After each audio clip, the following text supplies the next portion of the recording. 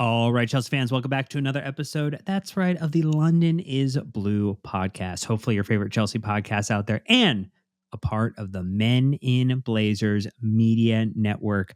Dan, one of your hosts here.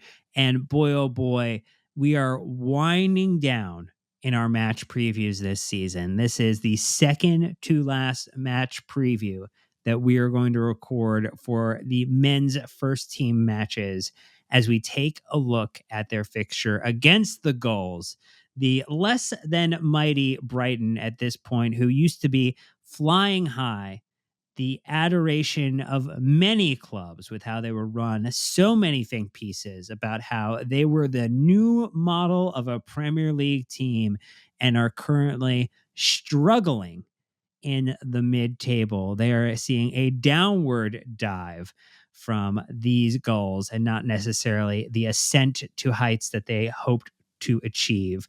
But it's a match preview, which means Sam, CFC Central, back again to join us to break this one down.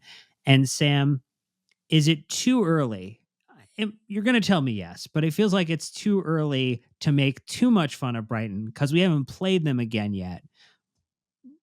But I mean, they've been pretty bad. They've been pretty bad. I mean, I'm not surprised then, to be honest.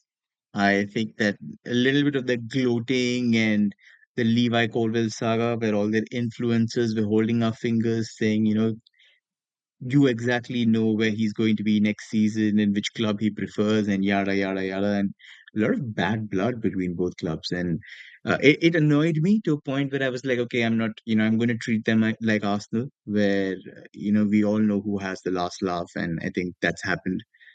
So it's been a pretty devastating season for them. Again, I think they've had more or less the same number of injuries, if not a bit fewer, but they've just failed to cope from a recruitment standpoint, from a quality standpoint. Their managers don't have a plan B, and it looks like everything that could go wrong did essentially go wrong. So and not quite a good place to be for them. And like you said, it lower half of the table now, and doesn't look like it'll get any better for them. They're still about like 3 points away from being in ninth, but that's about it. I don't think there's a lot to fight for, and it'll be good to see where they go from here and what they have to sort of have as like the carrot or the motivator for this game against us, except the fact that there's a little bit of vendetta in terms of how we've cleaned up the recruitment structure, from top down, and then tried to take their entire, cogs in their machinery and try to recreate it to some level in our boardroom. Yeah, just because you have the same parts doesn't necessarily mean that you can make the same machine, nor do you want to make the same machine. But as we think about it, Chelsea have had Brighton's number this season. There was a 1-0 win in the League Cup, and then there was a 3-2 victory, which the second goal for Brighton only came with Pedro in the 90th plus second minute. And so, in general, Chelsea have across the 90s been very strong against the Brighton team this season and would get the opportunity, if we can get a result in this match, to go 3-for-3 against this side, which is going to feel really good because considering the season prior, we dropped 2 losses back, against them before the seasons prior, averaging 2 draws and then a draw and a win. So like this is the positive momentum we need against a team like Brighton to start using them as a bit of a punching bag, as a team that we just insert a coin and we get 3 points. And that is what we want to see from this Chelsea team yet again. So we're going to be breaking down how Brighton have been playing. We're going to talk about any key injuries that they might have to their players, anything that's changed since we last saw them with their style of play, maybe new weaknesses that popped up, and then also talk about how Pochettino and the team are going to get ready for this match. Before we do that, we get our admin out of the way. And as always, a huge thank you to 5-star review on Apple Podcasts or Spotify. It's always appreciated. Helps people find the podcast and makes us feel really good. Just like you can make us feel even better by subscribing on YouTube when we drop our video versions of the podcast there. And if you hit the bell icon, like the video, and then also comment, makes producer Jake feel really, really good. And so you could say, Jake, this one's for you. on a comment on this video, and you'll feel really good. You also can sign up for our free weekly newsletter that Sam writes. The link is in the description. Get it in your inbox. Don't have to go find it or get reminded on Twitter/X. Just get it in your inbox and make that a part of your weekly routine. And then also you can sign out to our free or paid version of our Discord community and get into the conversation, because boy, oh boy, there's going to be a lot of it heading into the last couple of match weeks here and into the summer transfer window, along with a US summer tour. So get in there now and get involved. But as we take a look at it here, Sam, Brighton, as you mentioned, currently 11th, record of 12, 11, 12, perfectly balanced at 47 points, 1.34 points per game.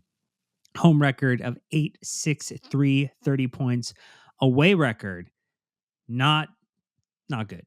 4, 5, and 9, 17 points. They've scored 53 goals, 1.5.1 per game. They've allowed 57 past them, 1.63 point game, -4 goal difference. And if we take a look at some of their recent fixtures, they did beat Aston Villa 1-0. They lost to Bournemouth 3-0. They lost to City 4-0, which feels like any team most likely would. And you saw a draw versus Burnley, something we have in common, and a Arsenal loss 3-0. So what's your read on just where they're at within their season, how they're getting on with their side? It feels like a team, they're not even at the beach. They're into the second pina colada. They're picking up a tan. They need to get that sunscreen on for a second application. They've been in the water. They are absolutely there, and they're saving chairs on the beach for other clubs to join them. Absolutely. It does look like they're, I mean, the last game I would just like to add is one that they managed to squeeze a result in against Aston Villa. So a side above them, a win against somebody above them after a long, long time. In the 6 games before it, 4 losses, 2 draws. So the form book has been absolutely rubbish for them. Then it doesn't look like it could get any worse, and it just did. So it felt like, it was all to do for them. There was a lack of motivation. There was maybe the sense that this season is already done for, and you might as well just go on an early vacation and focus on the next one. So yeah, I just think that it's uh, again, the question becomes like, what do we expect, and are there any surprises that will come our way? But again, De Zerbi's quite a stubborn coach, seems to be very, very hell bent on making sure his plan A works no matter what. So I think they're fairly predictable in that sense. You know what the strengths are, you know what the weaknesses are, and it becomes sort of imperative that you prepare well for those, and the rest of the game plan takes care of itself. So yeah, fingers crossed that there are no other surprises. Does it feel like a Mauricio Sarri Chelsea side without any of the Eden Hazard magic sprinkled in? Would that be a good way to frame up just how repeatable, how type A backup solutions don't really exist? Or would that actually be a slight against Mauricio Sarri's tenure at Chelsea?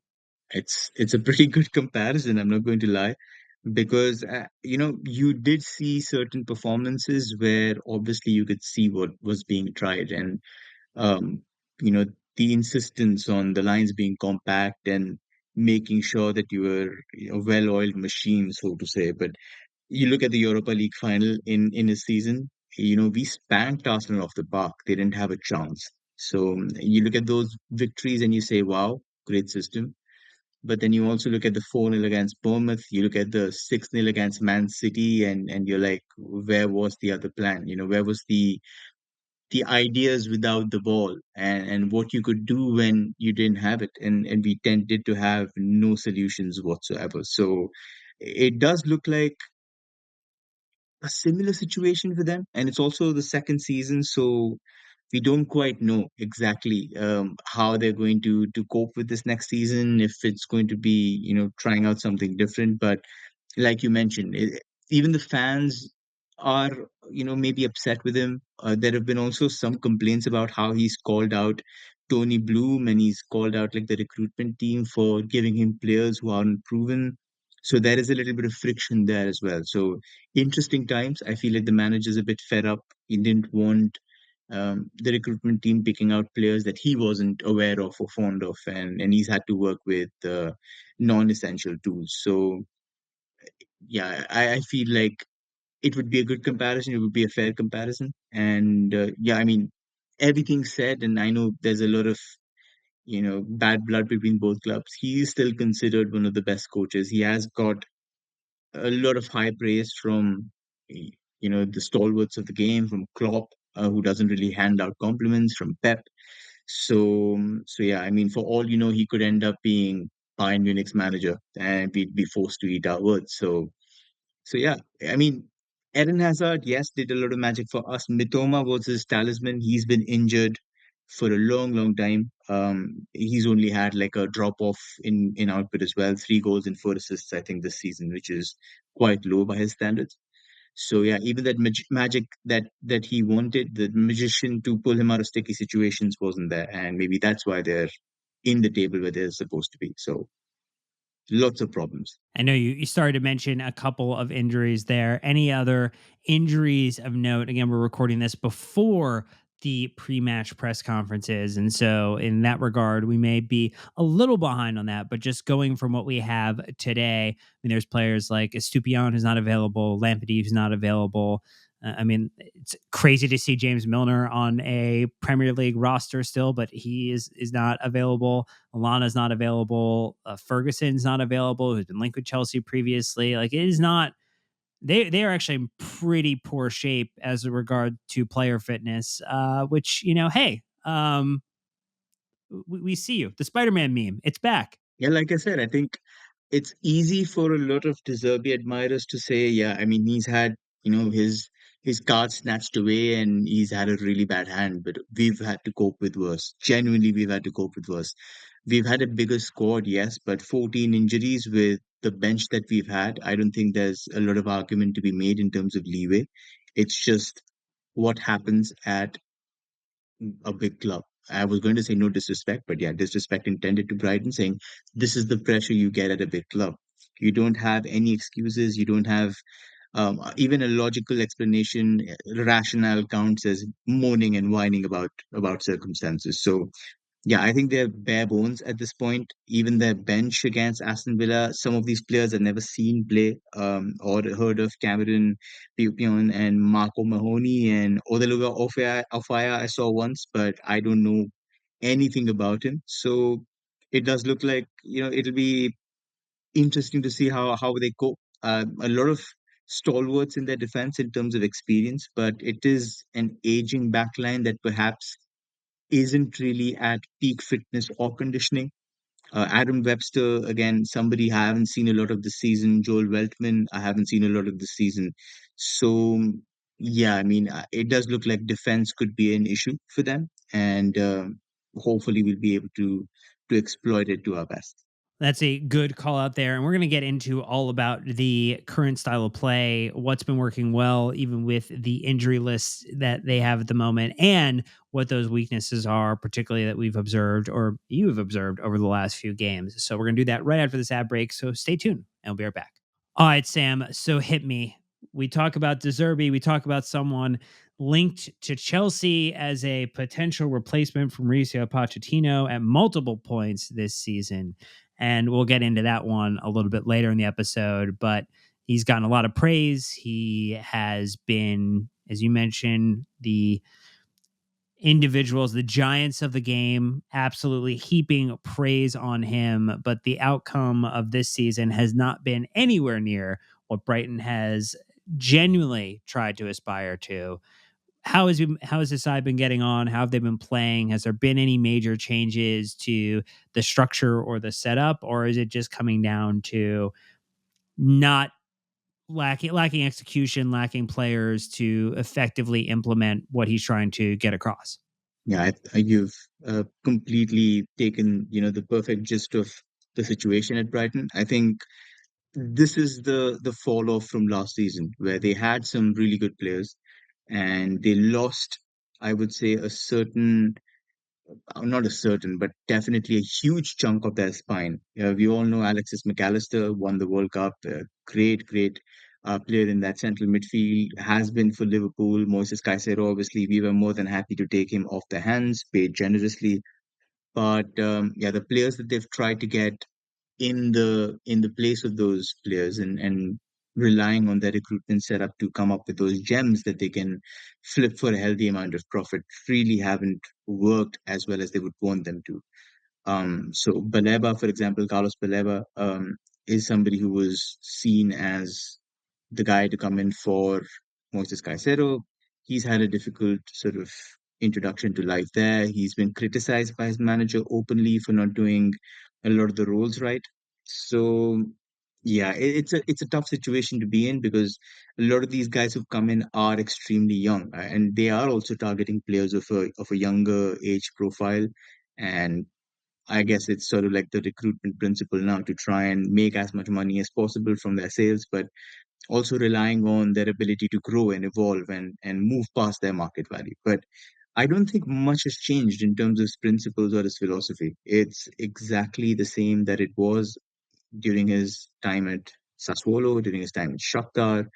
It's just a style of play that's somewhat unique in the fact that it focuses on provocation, on drawing pressure, and the entire gist, or the entire crux of the style of play, is to make sure that you are baited into aggression, into throwing that first punch before a counter strike knocks you out. Let's just say that. So De Zerbi's football is, I would say, less about space, and it's more about time. It's more about tempo and little actions that are choreographed, that are pre-practiced over circuits, trying to exploit that space through very nifty, very nicely worked combinations. The only issue being that um, those combinations tend to remain the same over the entire length of his tenure, and sooner rather than later you get found out. So for a refresher course in terms of how they work, they are usually in a 4-2-3-1.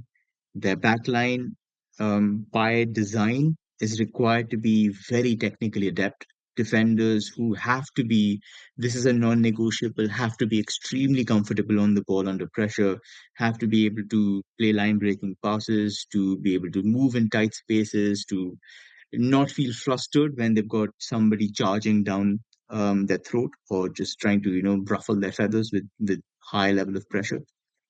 And the double pivots are also defenders who are able to, I would say, offer some level of presence in terms of screening, but more importantly, two orchestrators who are able to move the ball beyond that second line of pressure. And this is where De Zerbi's football sort of, I would say, takes full flight, because once they're able to pull their pivots deep, very deep, almost to the edge of their box, they're trying to move the second line of your pressure to Brighton's box. And the moment that line is bypassed, that's when the quicker players can get at you. That's when they can run at you. And this happens through De Zerbi's near obsession with just overloading the center, at pulling as many central players as possible, making sure that he's got nice third man combinations and 4 or 5 passes in the space of like 5 seconds, which move the ball from back to front at a blinding speed. So that's going to be the challenge. It's going to be how well you stop them playing under pressure, how you're able to disrupt their rhythm, how you're able to take the ball away from them, and how well you sort of control their intentions. That's the key to breaking down a De Zerbi side. Up front, usually the 4-2-3-1, the one center forward is a mobile target man, and he does, I would say, a multi-speciality role. It's not just a target man who's able to win balls out of pressure, but also somebody who's able to pin the back line. So the number 10 in that 4-2-3-1 can drop and be the extra man in that central overload, and try to receive the ball, turn, and basically run at the defense. And because of this, the number 10 and number 9 also frequently switch positions. So, for example, if you see Evan Ferguson, who's apparently not available this game, but Evan Ferguson and, say, João Pedro, will frequently, if playing together, one will move at number nine and pin the centre backs, and the other will drop very deep, and then the next move they'll just switch roles. So it becomes very difficult for your centre backs to figure out who's dropping and who's staying behind. So your centre backs need to be switched on to that dropping and handing over responsibilities as quick as possible. So that's one thing that I would say is quite confusing and disorienting. We handled it very well in the reverse fixture, I should add. Badiashile, or I think one of the centre backs we had that day was following their centre forward every single time as deep as he was dropping, trying to hustle and harry them out of pressure. So was a very, very good performance before we lost Connor to the red card just before halftime. But yeah, that's what you have to be careful about. Once the press is bypassed, their attack sort of comes alive, and then they try to either run at the defense or they try to switch the ball out wide where they have good 1v1 attackers. So Mitoma, we talked about, who's been unavailable, is probably not available for this one, injured. But Simon Adingra is somebody who's arguably one of their most standout dangerous attackers. Very, very active, explosive presence from the wings, caused Ezri Konsa all kinds of issues all afternoon in that 1-0 win. Should have essentially walked away with a goal, but was very, very impressive for me. So he's definitely one to watch. And Joao Pedro is the top scorer with, I think, 9 goals. So yeah, I mean they still don't have a scorer who's breached that double digits mark, but he's the closest. And again, somebody who's comfortable performing a wide variety of roles, who will drop, who will drift, who will sometimes play as a winger, who will end up inside the box for headers. So it's going to be like one who's to keep an eye on. So I would say their attack is good, hasn't really performed to their levels, but it's a side that struggled for consistency. It's a side that struggled overall to exert its quality through this season on a consistent basis, and that's what's held them back. But undoubtedly, one to be careful about. Yeah, definitely unlike the some of the matches this season, there still is a bit of trepidation as we approach this match because you never know what's going to pop up and you don't want to be caught off guard. When we take a look at where some of the weaknesses have been, have are the weaknesses the same? I know that we've looked at injuries and the impact there and just maybe how that has required some compromises with a their defense and maybe are those things that you would want to highlight as it relates to where Brighton are struggling or like why they are potentially fair game for Chelsea? Yeah, when we talk about the injury list, we talked about just the drop off between players that has been reliable through the season and ones that are missing now. So Solly March, for example, was excellent. You know, he was being compared to Gareth Bale at one point in time because he was so good. Key player for them. He's been injured. Excellent player, but they've not been able to call on his services. Evan Ferguson, we'll talk about him more with a controversial question that Dan sort of conjured out of thin air.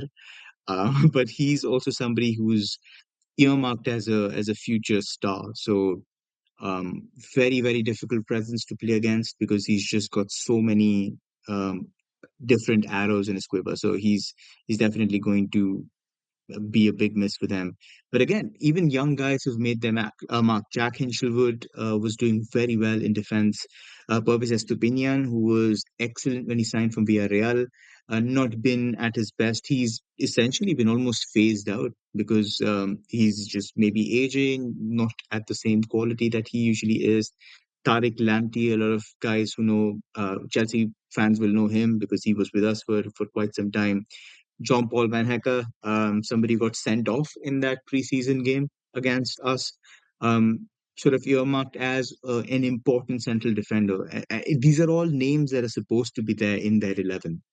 I also talked about Kaoru Mitoma. So they're essentially, like I would say, 6 or 7 players who would feature in their strongest 11, and they're not there. So the drop off from there to say putting out Estupinian, who's played in big European finals with Unai Emery, to say Valentin Barco, who's coming from Argentina, who's still a teenager, who's not even a left back. I would say he's a left midfielder. and he was put against Manchester City, and poor guy, I felt really bad for him because it just looked like he wasn't used to this kind of pressure. And just after two goals, there was this attempt from Brighton to play out, and he just had these jittery moments where he didn't know where to pass. He was hurrying every action. So I think again, circumstances, injuries have thrown them at the deep end, and they're trying desperately to make the most out of it. I mentioned Baleba for Caicedo as well. He's come under a lot of fire, has been caught on the ball against Liverpool. He was caught napping a couple of times, had the ball stolen from his toes, and Liverpool were able to mount dangerous attacks. And that's what happens, unfortunately, when you're trying to make calculated gambles, sometimes it doesn't come off. And far too many of those risks haven't come off for Brighton this season. So I think that's one of their weaknesses individually, certainly way weaker than they were in the reverse fixture, let alone last season. So that's going to be one that I'll definitely keep an eye on. I would also say that the form and the defense are also, in the trenches in terms of how good the side are supposed to be. So at one point in time, they were bottom of the league for clean sheets. They managed only six clean sheets all season. So it's definitely one that they're going to be worried about. I mentioned that a lot of their centre backs aren't available. Van Hecker is potentially not there. Dunk looks like he's finally aging. He's not as quick or as aggressive as he used to be outside the box. And again, City, Villa, two sides that I was watching for this preview were just time and again trying to pull their centre backs out of position, out of the box, and then targeting the space in behind with Watkins, with Julian Alvarez, and then trying to get in behind with those isolations. And that's what troubles Brighton's centre backs. I think there's some joy to be had by throwing Nico Jackson against them, by even moving one of your quicker players like Mudrik centrally and trying to attack that space. I think there's every chance that you get some joy out of those situations. So, one to watch tactically. And just as we kind of highlight the ways to beat Brighton. I mean, I think there are things that we've done or are capable of doing, like maintaining possession of the ball and really allowing them to get frustrated by not getting the time and space to move. Are those the two things you think Pochettino and the team are going to attack, or are there other areas that you're thinking about for how to frustrate this side? Yeah, like you mentioned, I think there are two clearly defined ways to beating Brighton. The first one is what West Ham did, where essentially just don't fall for their gimmick. Just if they're trying to bait you, don't go. Just stay back, fall into a mid block, or retreat into a low block. Force them to try and come in behind, deny access to their central pivots, and hit them on the break. And if you look at the 10 games in which they've had 70% of the ball or more, and these are all against sides like West Ham, Everton, Sheffield United, Burnley, Fulham. You get the gist, the kind of sides that love sort of hitting you on the break. Brighton have won only two of those games. And in the reverse fixture, where we sort of played against them at Stamford Bridge, they managed 68% of the ball against us. We were one man down for an entire half, and it took them the entire half for them to score that second goal after we had scored one. So it does look like they tend to struggle when they're asked to use their centre backs to progress, get the ball forward. Doesn't look like they're very comfortable. So one strategy that works is easing off, but that's what would be, perceived as a negative anti-football strategy. Not really the Chelsea DNA. Although we were one of the best out of position sides and did the same thing against the likes of Barcelona, where we knew that going against a possession heavy side could be playing into their hands. So I don't think this is the strategy that Poch might employ. The second one could be a very feasible way to do it is just what Manchester City did. And all they did was they threw every single player they had into central positions. And if you look at the pass network from that game, Dan, it looks like a lantern because it's just like supremely narrow, and there are just thick lines going from back to front everywhere. And Manchester City essentially said, okay, you want to play through the center, you like central overloads, fine, you're not getting any of it. And we'll see how you're going to try and boss your way out of this one. And what essentially happened where Brighton were trying to bait the press, they were trying to play through that center, and time and again they got intercepted, they got hit with turnover after turnover, and just couldn't cope. They were in deep, deep trouble, and essentially got caught out every single time. Uh, the two wingers that day that played in the 4-1-4-1 for Manchester City, Bernardo Silva and Phil Foden, and both of them, again, not wingers, guys who are very happy to come inside and be central. And if you look at City's shape that day, the only guys providing width were their two fullbacks, Josco Guardiola on the left and Kyle Walker on the right. And only when Brighton was sort of like panicking and trying to throw more people narrow to try and prevent a certain amount of overloading happening in the center. So Man City, when they were able to do that, they switched the ball out to Kyle Walker and said, okay, cross the ball in and then we'll see what happens. And that's how the first goal came, where all the players got drawn inside. Ball went out to Kyle Walker, great cross into the box, and Kevin De Bruyne with a diving header to make it 1-0. And the rest of it was just Phil Foden magic, causing a lot of issues. And yeah, so essentially you can do what they're good at and say, okay, we know what you're good at, but we're going to hit you anyway. We're going to be very aggressive. We're going to stop you from playing through the center. We're going to make sure we're going to put a lot of pressure on your weaker players like Baleba, like Baco, and we'll see how you cope. We will definitely see. And this is a consequence, Dan, of you know Brighton sort of not having a plan B. The plan B is still, I would say, a side route. It doesn't deviate completely from what they want to do in terms of always wanting to play out, always wanting to make sure that they're building up and moving the ball in a way where it's happening according to how they perceive the game and then how they want it to dictate. But they don't often go long. They don't often look to release their center forward in behind. It happens very infrequently. So again, if you can punish them for trying to do what they do best, you can do a lot of good things. Like I mentioned, Valentin Barco came in, tried to play out of his way, and essentially the ball got intercepted by Bernardo Silva inside Brighton's box, and Foden finished with a first time lovely nick into the bottom corner. And that happened because there were five players inside Brighton's own box trying to play out against Manchester City's five-man press, and it just failed. So this has happened multiple times. Their goalkeeper has erred, their defenders have erred, their pivots have been sleeping. So when the quality is not there, when you don't have a Caicedo, when you don't have a McAllister, can you put the fear of God in their head? Can you get into their minds and say, every time you touch the ball, a Gallagher is going to come in and snap at your ankles? That's what the second strategy is, and that's probably the one that we'll definitely be trying to do. And the third, I would say, is something that maybe like you lightly referenced. I think the goals scored have not been to their liking. Still haven't got anybody in double digits. They're also heavily underperforming on their expected goals. They're almost, I think, fourth from bottom in terms of just converting the chances that they get. So it's good news, but not one that we should be taking for granted. But just to it's a little comforting to know that the guys that they're putting in that front line haven't been able to deliver. Pascal Gross, who's excellent in the past couple of seasons, he's underperforming. Joao Pedro is underperforming. Um, Danny Welbeck hasn't scored as many as he should, or as much as they expected him to.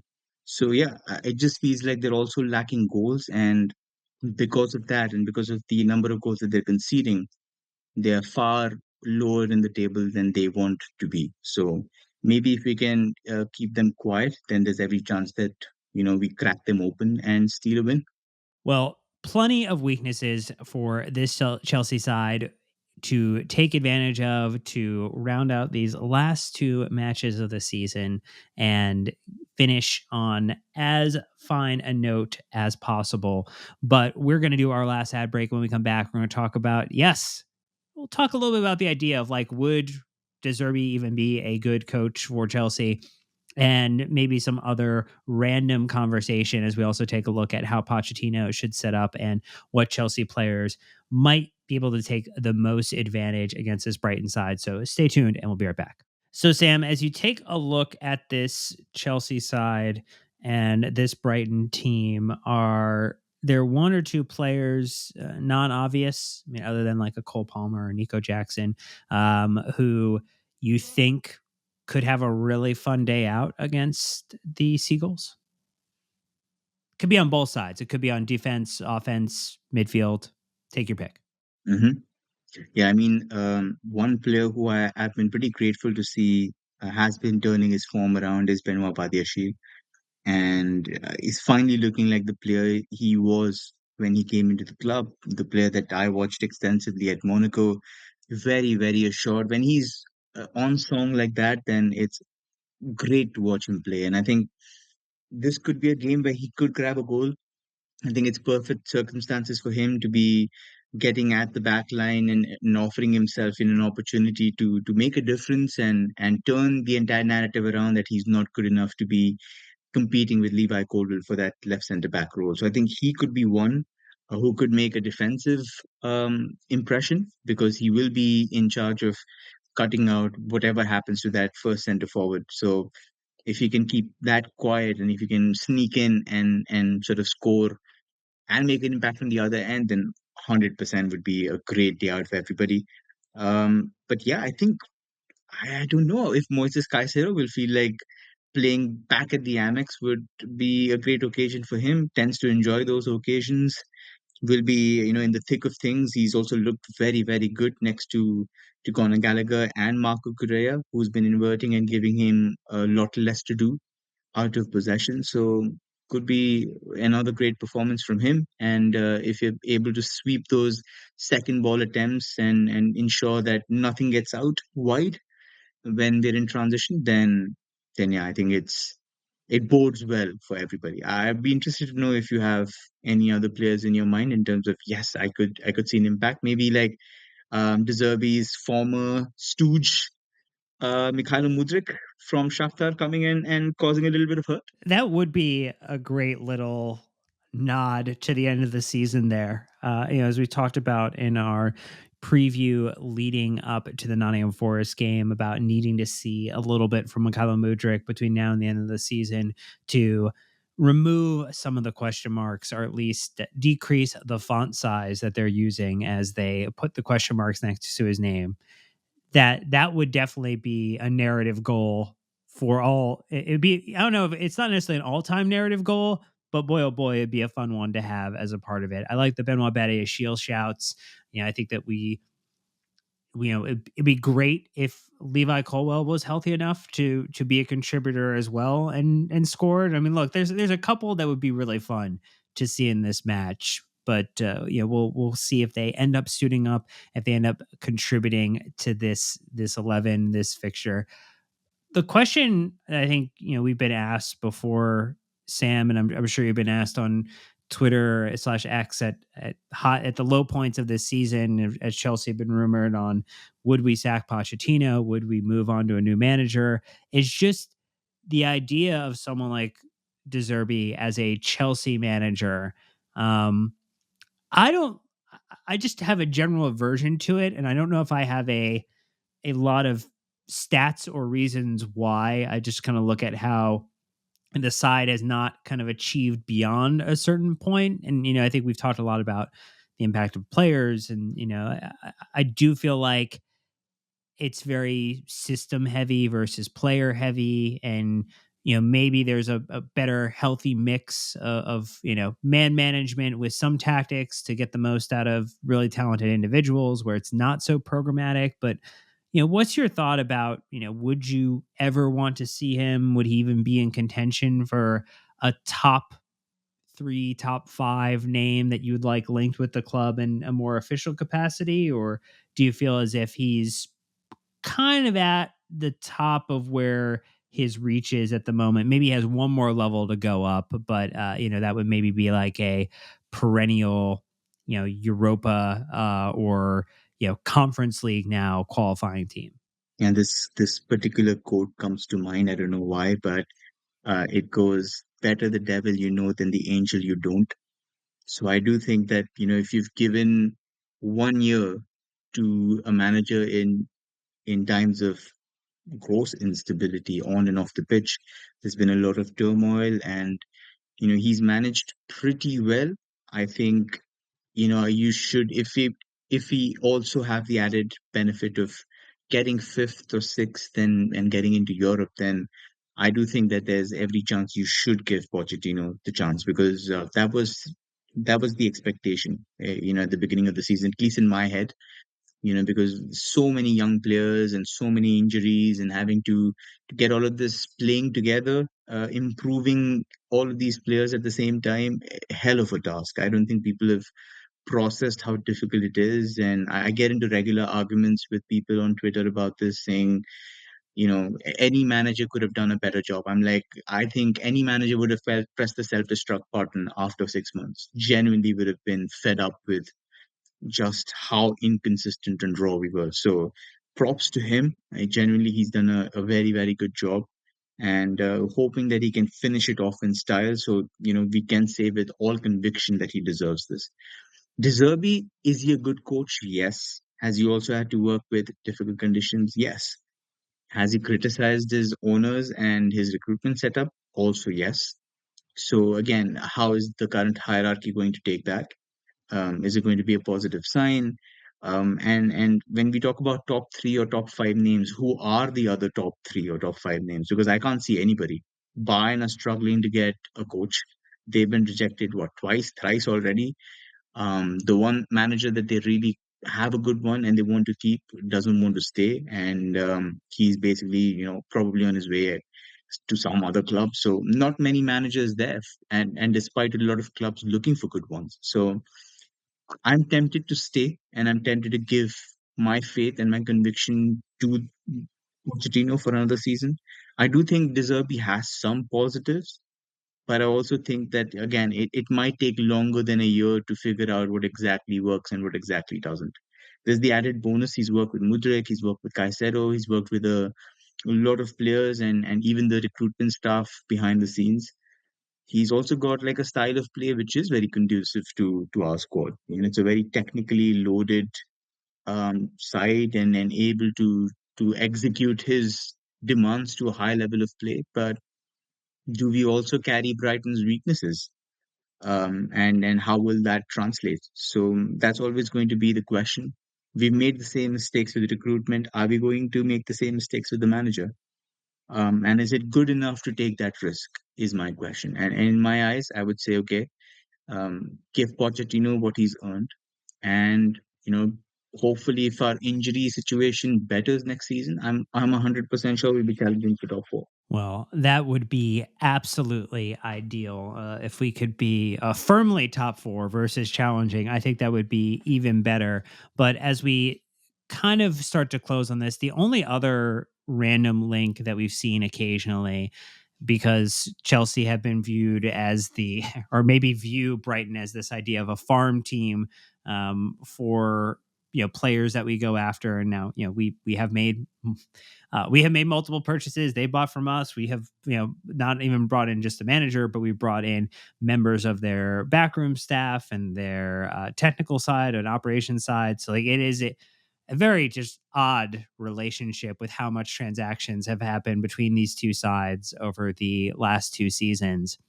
Evan Ferguson's a name that had been linked with Chelsea more so, I would say, after the end of last season, where on a limited number of minutes he was showing, I think, some interesting signs. And and while he is injured, at this point in the season now, the same number of goals, six, across about an additional 450 minutes or so in terms of minutes played.